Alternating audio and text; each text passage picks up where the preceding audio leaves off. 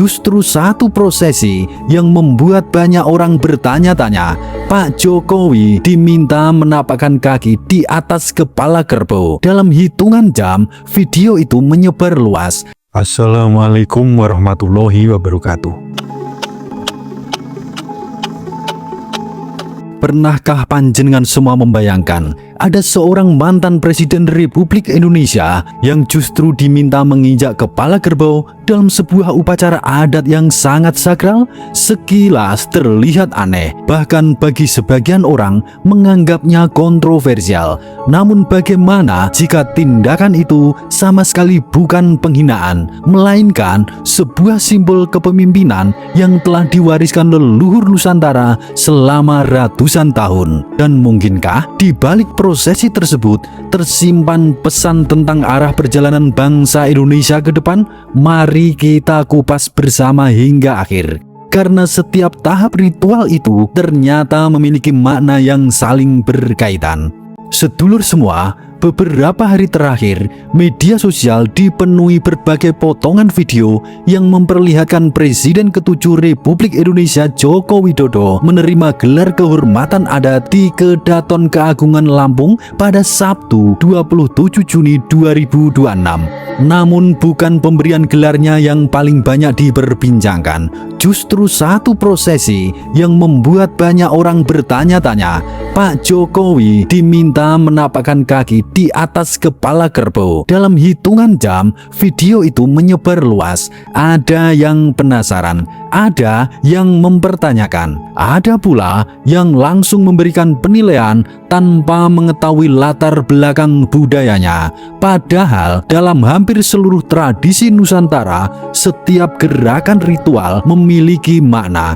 Tidak ada simbol yang dibuat tanpa alasan. Apa yang tampak sederhana di permukaan seringkali menyimpan filosofi yang jauh lebih dalam.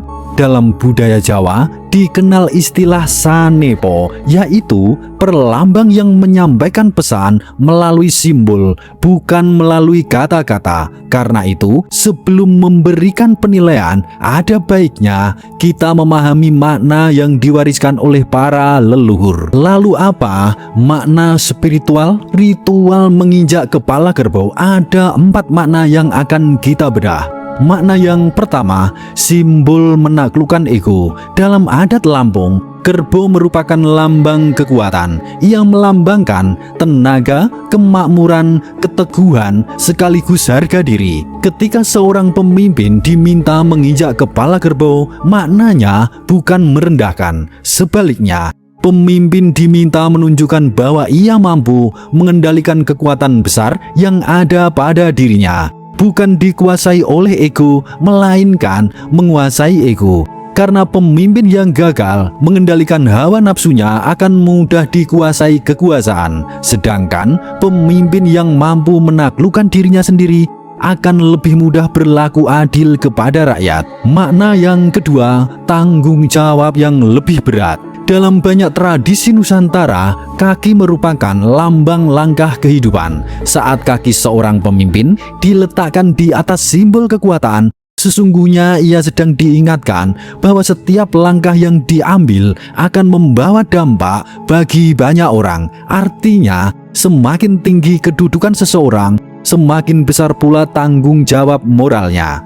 Karena itulah, prosesi ini tidak dimaknai sebagai penghormatan semata, melainkan juga pengingat bahwa jabatan bukan sekedar kehormatan, tetapi amanah. Makna yang ketiga, persatuan dua tradisi besar Nusantara. Yang menarik, Pak Jokowi berasal dari Jawa, sementara prosesi ini berasal dari adat Lampung. Disinilah muncul makna yang sangat luas. Tradisi Jawa mengenal filosofi memayu hayuning bawono, yaitu menjaga keseimbangan alam dan kehidupan. Di Lampung, penghormatan terhadap leluhur dan keseimbangan sosial juga menjadi nilai utama. Karena dua tradisi ini bertemu dalam satu prosesi, pesan yang muncul bukan tentang individu, melainkan tentang persatuan budaya Nusantara. Indonesia dibangun oleh ratusan budaya.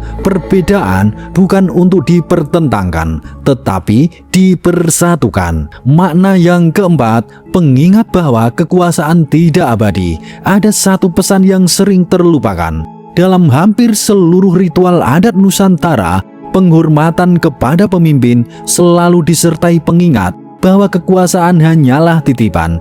Hari ini seseorang dihormati, besok ia kembali menjadi manusia biasa. Karena itu, seorang pemimpin harus selalu rendah hati, sebab yang kekal bukan jabatan, melainkan nama baik, pengabdian, dan warisan yang ditinggalkan kepada masyarakat.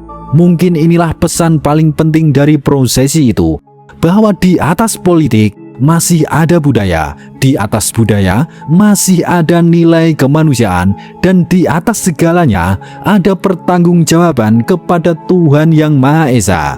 Sedulur semua, tidak dapat dipungkiri setiap simbol budaya yang melibatkan tokoh nasional pasti akan memunculkan beragam tafsir.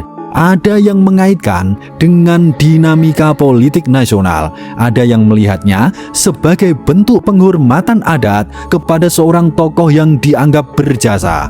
Kedua pandangan tersebut merupakan bagian dari dinamika demokrasi. Namun perlu diingat, tokoh adat Lampung menjelaskan bahwa prosesi tersebut merupakan bagian dari tata cara adat yang telah diwariskan turun-temurun. Karena itu, agar tidak terjadi kesalahpahaman, kita perlu membedakan antara simbol budaya dengan tafsir politik yang berkembang di ruang publik.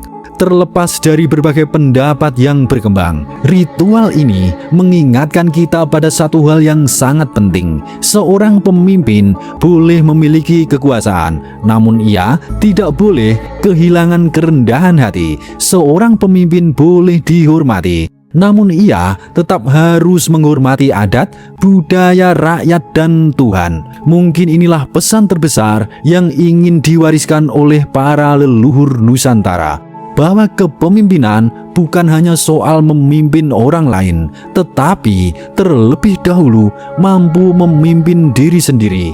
Bagaimana menurut pendapat panjenengan semua?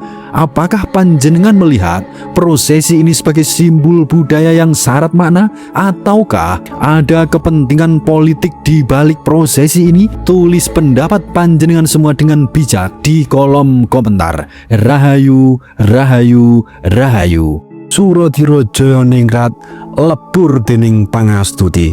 Wassalamualaikum warahmatullahi wabarakatuh.